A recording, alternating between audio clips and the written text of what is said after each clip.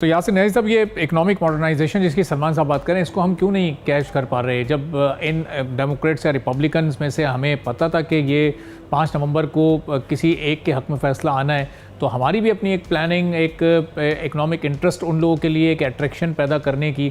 کم از کم اپنے طور پر تو ہمارا ایک ہوم ورک ہوتا کہ کوئی ایک پروپوزل، کوئی اس طرح کا ایک فریم ورک تیار کیا جاتا یا انگیج کرنے کی کوشش کی جاتی امریکہ کو، ان کا جو بھی جواب ہوتا، لیکن یہ اپنے اینڈ سے تو کوشش ہو سکتی تھی، آپ سمجھتے ہیں؟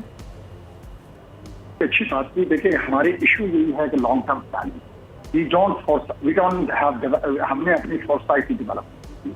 ہم نے وہ دور اندیشی اور آگے مستقبل کو اکنامکلی دیکھتے ہوئے ہماری کیا اپرچونیٹیز ہیں اور کون سی اپرچونیٹیز اور مارکیٹ ہمارے پاس اویلیبل ہے، اسی کی وجہ سے ہم ابھی تک کوئی انڈسٹری اس قسم کی ڈیولپ نہیں کر سکے جو گلوبل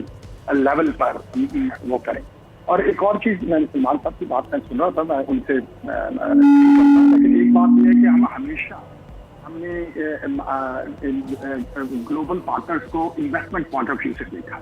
ہمیں اب ضرورت ہے کہ ہم ان کو as an export market and market دیکھنا شروع کریں اور ہم اپنے اندر کیپیبلٹی ڈیولپ کریں، اور کیا نام ہے، اور آئی ٹی کے اندر جیسے بات ہے اور خاص طور پہ جنریٹو اے آئی کے اندر جو پوٹینشیل موجود ہے، ہمیں اس کو ایکسپلائٹ کرتے ہوئے جو یہ ٹیرف کی پالیسی ہے، امریکہ کے سارے بڑے اکانومسٹ اس پر ایگری کیا اور انہوں نے یہ لیٹر بھی لکھا ہے کہ امریکہ ول کم انڈر انفلیٹری پریشر، جس کی وجہ سے کاسٹ امپیکٹ جو ہے وہ بہت بڑا ایشو ہوگا اگلے چند سالوں میں۔ اور پاکستان اس لحاظ سے اگر اپنی صحیح پلاننگ کرے اور اس کو اس نظریے سے دیکھے تو پاکستان کے پاس لو کاسٹ اویلیبلٹی، خاص طور پہ ان سروس انڈسٹری، بہت بڑی اپرچونیٹی موجود ہوگی جس کو وہ ایکسپلائٹ کر سکتا ہے اور وہ ریلیشن شپ کو آگے لے کر بڑھ سکتا ہے۔ اگر ہم صرف ایک ہی نظریے سے اس کو دیکھتے رہیں کہ جی کون آ کے پاکستان کے اندر انویسٹمنٹ کرے گا، تو اس کی وجہ سے ہم وہیں کھڑے رہیں گے جہاں۔ لیکن یاسر صاحب، ایکسپورٹ پرسپیکٹو سے دیکھنے کے لیے ہمیں اپنی انڈسٹری کو بھی مضبوط کرنا پڑے گا، فیسیلیٹیٹ بھی کرنا پڑے گا، انسینٹیوائز بھی کرنا پڑے گا۔ یہاں تو کاسٹ آف ڈوئنگ بزنس اس وقت انرجی ٹیرف کی وجہ سے ایز آف ڈوئنگ بزنس اس وقت ایک بڑا ایشو بنا ہوا ہے۔ جب تک ہم اپنا ہاؤس ان آرڈر نہیں کریں گے تو یہ پلاننگ ہم اس وقت تک کیسے کر سکیں گے؟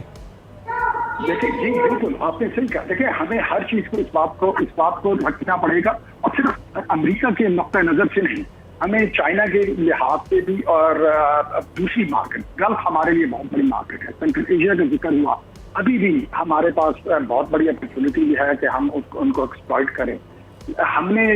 جو ہے اسی طریقے سے، دیکھیں اس وقت پاکستان کی اکانومی کے لیے دیر از نو ایزی سولوشن۔ اگر ہم کہیں کہ پاکستان کے اکانومی اوور نائٹ کوئی ہمارے پاس ایزی سولوشن ہے، نہیں، ہم ایک خواب خیالی کے اندر ایسے مبتلا ہوں گے اگر ہم یہ سمجھیں کہ دیر اوور نائٹ پاکستان کی اکانومی ٹھیک ہو جائے گی اور ہمیں کوئی میجیکل وان ملے گا۔ ہمیں ٹف ڈیسیژنز لینے پڑیں گے، as of doing business, economical, اور ہمیں ایک ہی چیز، اور اس وقت جو ہے ہمیں، اگر ہم نے اس انویسٹمنٹ اور ایڈ اور کیا نام ہے آئی ایم ایف کے سائیکل سے باہر نکلنا ہے، تو وہ اور صرف ہمیں ایکسٹروورٹ اکانومی کی طرف دیکھنا پڑے گا، جہاں ہم we become relevant to the global supply chain. ہمیں کیا نام ہے، جب بھی ہم نے اپنے اکانومسٹ کو اور ہم نے اپنے فائنینشیل ایڈوائزرز کو اور ایکسپرٹس کو جب بھی سنا ہے، ان کے ایک ہوتی ہے کہ انویسٹمنٹ، پاکستان میں انویسٹمنٹ کیسے آئے گی، پاکستان میں انویسٹمنٹ اس وقت آئے گی جب پاکستان گلوبل سپلائی چین کا حصہ بنے گا۔ ہمیں ٹف ڈیسیژنز لینے پڑیں گے، اور اس بات سے ہمیں نکل جانا چاہیے کہ اوور نائٹ سولوشن۔ ٹھیک ہے، یاسر نہی صاحب، آپ کا بہت شکریہ سر، آپ ہمارے ساتھ پروگرام میں موجود تھے۔